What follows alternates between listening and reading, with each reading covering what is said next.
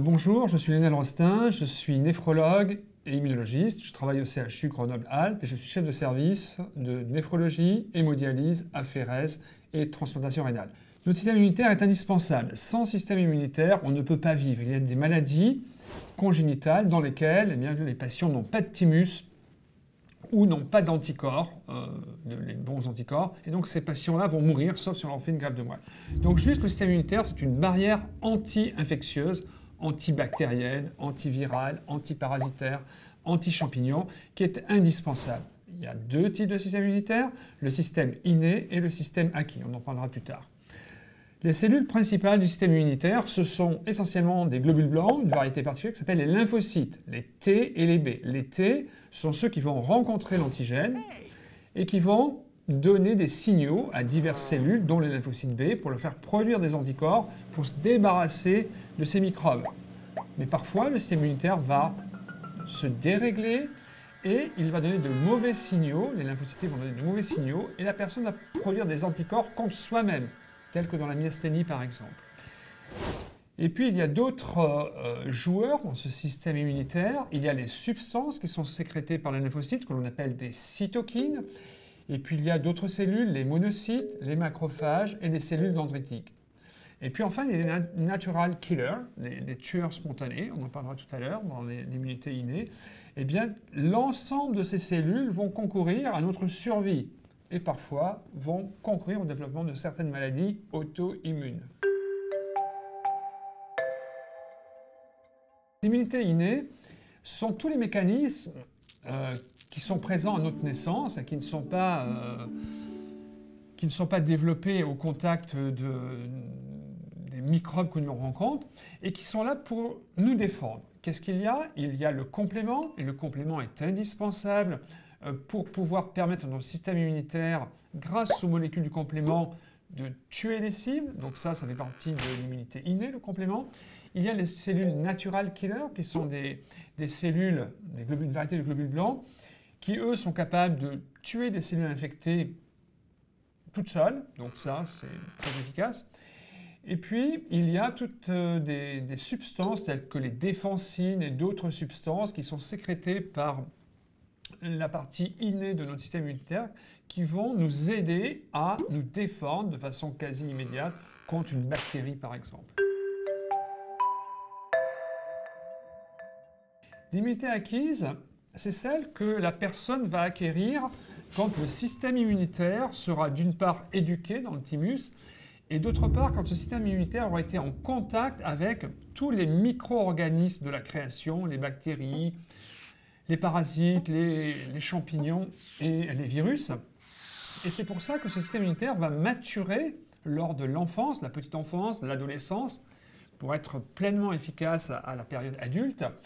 Et cette immunité est acquise parce qu'en fait, nos cellules vont être éduquées à lutter contre le virus de la rougeole, la toxine diphtérique par exemple, ou contre d'autres structures, le bacille de Koch, dans le cas de la tuberculose, etc. Et donc cette immunité, elle est acquise. Mais elle est acquise, une fois qu'elle est acquise, elle va rester pérenne, c'est-à-dire que nos cellules, les lymphocytes T, les lymphocytes B, ont été éduqués à être efficaces contre ces substances-là. Et la deuxième fois ou la énième fois, quand on va re-rencontrer ces substances étrangères, eh bien, notre système immunitaire va être capable de les tuer, puisque c'est le rappel immunitaire qui nous permet d'avoir cette immunité acquise pérenne. Donc, au cœur du système immunitaire, de l'immunité acquise, il y a les lymphocytes T. Les lymphocytes T, ils sont éduqués dans notre thymus. Ils sont éduqués pendant la petite enfance et l'adolescence. Ces lymphocytes T, il y en a deux types. Il y a les lymphocytes T CD4 et les CD8.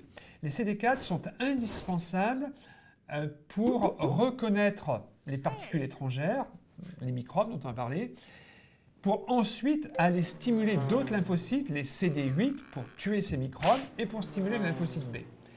Par exemple, dans le VIH va coloniser et tuer les lymphocytes CD4. Et c'est comme ça que les patients mouraient du sida, puisqu'ils n'avaient plus de CD4.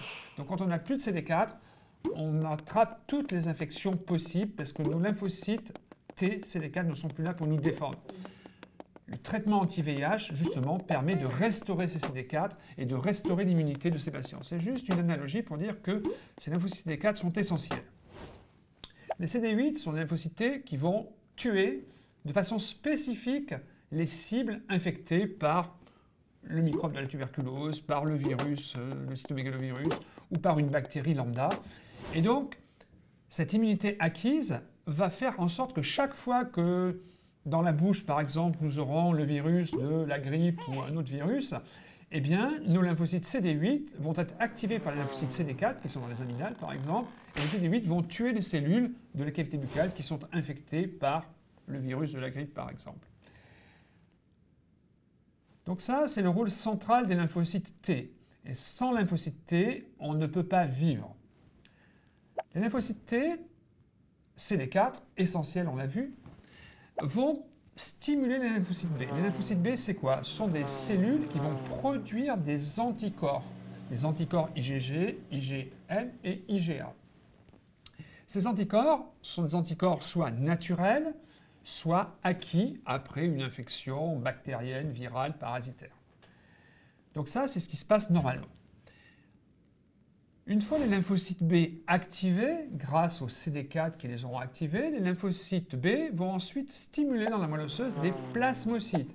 Ces plasmocytes seront d'abord naïfs, puis seront mémoire, et c'est eux qui auront la mémoire des anticorps à produire quand il y aura une nouvelle infection par un microbe que nous avons déjà rencontré. On ne peut pas les détruire, ils sont là pour toujours, sauf si on fait une greffe de moelle par exemple. Pour les autres moyens de défense immunitaire, on a vu les lymphocytes T, les lymphocytes B, les plasmocytes, il y a les anticorps. J'en ai déjà un peu abordé, mais ces anticorps, finalement, ils ont une demi-vie qui est de l'ordre de 20 jours pour les IgG. Et donc ces anticorps vont être produits, ils sont dans les humeurs circulantes, c'est-à-dire dans le plasma. Ils vont circuler dans tout l'organisme, dans les vaisseaux, mais dans les tissus aussi. Donc il y a une immunité vasculaire et interstitielle. C'est indispensable. Et ils vont être renouvelés en permanence. Et ça, c'est les bons anticorps qui vont nous permettre de lutter contre toutes les microbes de la création. Ensuite, comme autre joueur important dans le système immunitaire, il y a les monocytes et les macrophages. C'est la même cellule, le macrophage est dans les tissus et le monocyte est dans le sang. Ces cellules ont pour rôle essentiel de présenter aux lymphocytes CD4 toutes les microbes que l'on rencontre dans la peau, etc., dans les cavités buccales, les voies respiratoires, le tube digestif. Et c'est eux qui vont processer cet antigène étranger et le présenter à nos lymphocytes CD4 et ensuite produire l'activation des lymphocytes, etc., tel qu'on l'a décrit tout à l'heure.